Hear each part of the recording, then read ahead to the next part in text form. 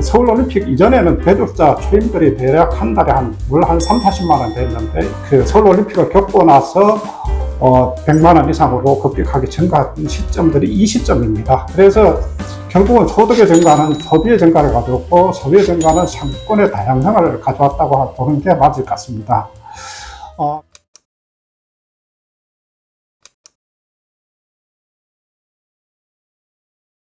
네, 안녕하십니까. 저는 둘의 비즈니스 박균우라고 합니다.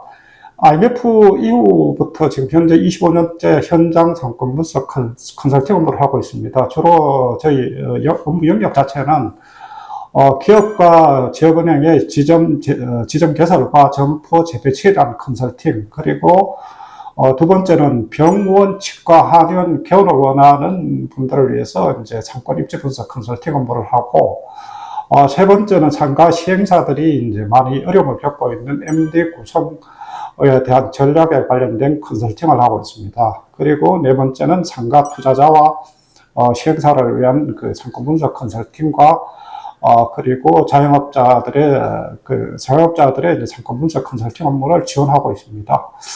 그리고 이제 저희가 이제 기업이나 학교, 단체들의 간간히 이제 강의를 하고 있고, 이제까지 현장 상권 분석 컨설팅 업무를 하면서 정리했던 부분들을 세 권의 책으로 이제까지 썼는데, 2020년에 인생 2막을 위한 상가 투자와 창업, 그리고 2022년도에 병원, 치과, 한의원, 개원 상권 분석 이라는 책을 썼고, 세 번째는 내 상가 건물에 어떤 업종이 적합할까라는 책을 발간했습니다. 그리고 최근에 아직 미약하지만 유튜브를 시작을 했는데 현장 상권 분석이라는 유튜브를 시작했습니다. 앞으로 많이 지켜봐 주십시오.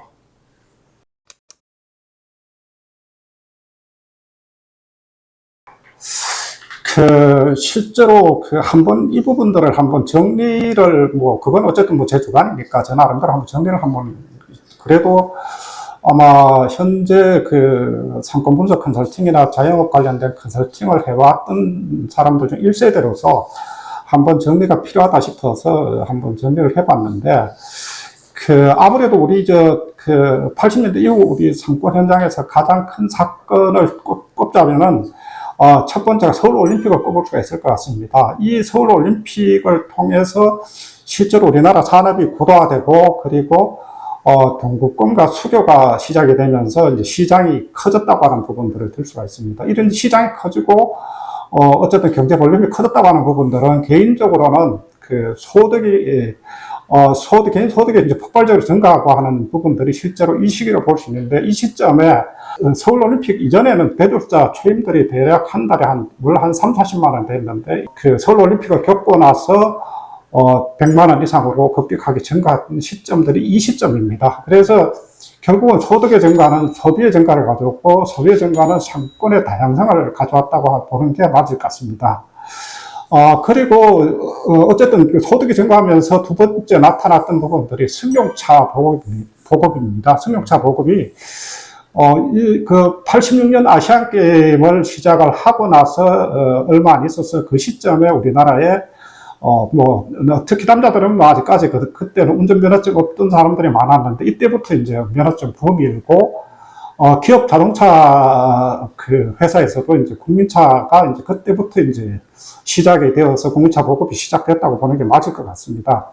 승용차 보급은 결국은 상권이 확대가 됐다는 거. 예를 들어서 과거에는 전통시장이나 몇 군데 알려진 상권만 있었지만, 승용차가 보급이 되면서 상권이 크게 확대됐다는 그런 측면들을 볼 수가 있고, 그리고 또 하나는 대량 구매죠.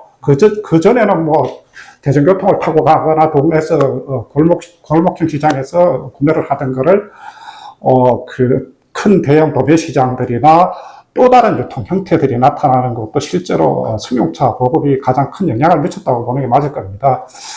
그래서 이제 이런 승용차 보급으로서 나타나는 게 이제 좀 전에 제가 말씀드렸던 게 새로운 유통 형태 중에서 하나가 대형 마트가 이제 90년대 본격적으로 보급이 되는 게 그 시점으로 보는 게 맞습니다. 그러면 이제 대형 마트는 그 안에서 이전까지는 소품종으로 소량으로 구매하던 것이 대품종 그 다품종 대량 형태로 구매가 이루어지면서 주로 이제 벌크 단위의 어쨌든 구매가 일반화되는 것도 그 시점입니다. 그리고 새로운 유통 형태가 또 하나 나타나는 현상이 올림픽이 그 시점에 나타났던 게 편의점이거든요. 편의점이 사실은 우리가 되게 가볍게 생각을 하는데 편의점이 나타나고 실제로 그 90년대 이후부터는 뭐 드라마나 이런 쪽에서도 굉장히 이제 편의점에서 뭐 사랑을 나누거나 뭐 이런 게 되게 많이 나왔었어요. 그래서 편의점이 이제 그 일반화되면서 나타났던 게 그 우리나라 이제까지 상권은 낮 주간 상권만 이야기했는데 야간 상권 24시간 할 수 있는 그런 야간 상권이 활성화되는 것도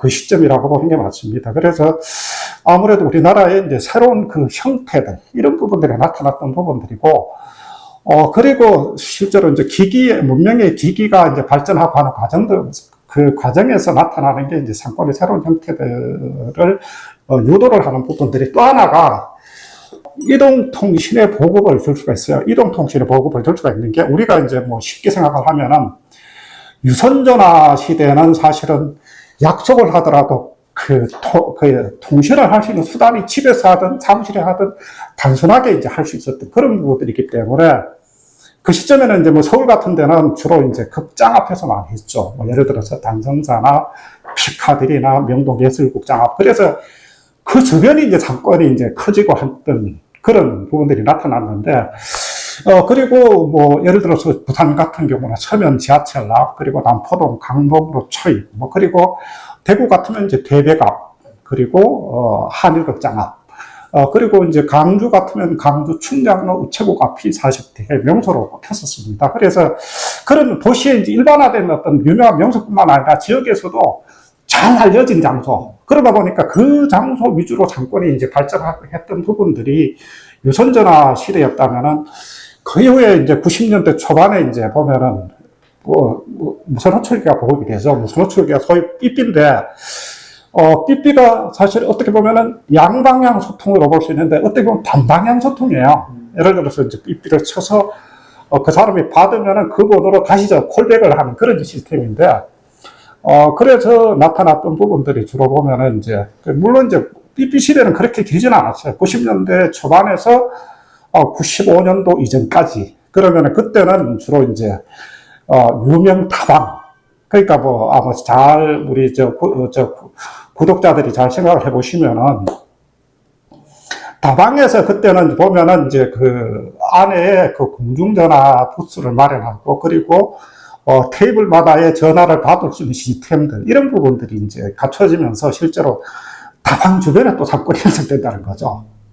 그리고 그 다음에 우리가 이제 볼 수가 있는 게 이제 95년도에서 이제 실제로 그 시점에는 뭐 핀란드 노키아나 모토로라가 실제로 대중적인 부분들이었다면은 삼성에서 애니콜이 이제 95년도 아마 그 시점에 나왔을 겁니다. 그러면은 그때는 이제 휴대폰이 이제 아날로그 휴대폰이 보급이 되면서 상권에 어떤 변화가 있냐면은 그때는 고정형 상권이 아니에요. 이동을 할 수 있거든. 어디 가서든 이제 우리가 만나거나 약속을 옮기고 할 때 언제든지 전화를 걸 수가 있다는 거죠. 그래서 실제로 이제 이동통신의 그 휴대폰이 보급이 되면서 상권이 되게 몰라보게 확장이 됐던 것은 분명한 현실입니다. 그리고 2010년도가 되면 스마트폰이 나왔는데, 사실은 스마트폰이 보면은 우리가 굉장한 상권이 다양해지고 했던 부분들이 스마트폰이 빼놓을 수가 없는 거죠. 그게 무슨 이야기냐면은, 우리가 뭐 그때쯤에 뭐 부동산에서 젠트리피케이션이 어떻고 이런 이야기를 하는데, 사실은 이제 보면은 스마트폰이 나오면서 경기단이나 해방촌, 연남동, 여러 군데가 이제 사실은 골목에 숨어있는, 상권만 아니라 골목에 숨어있는 맛집들.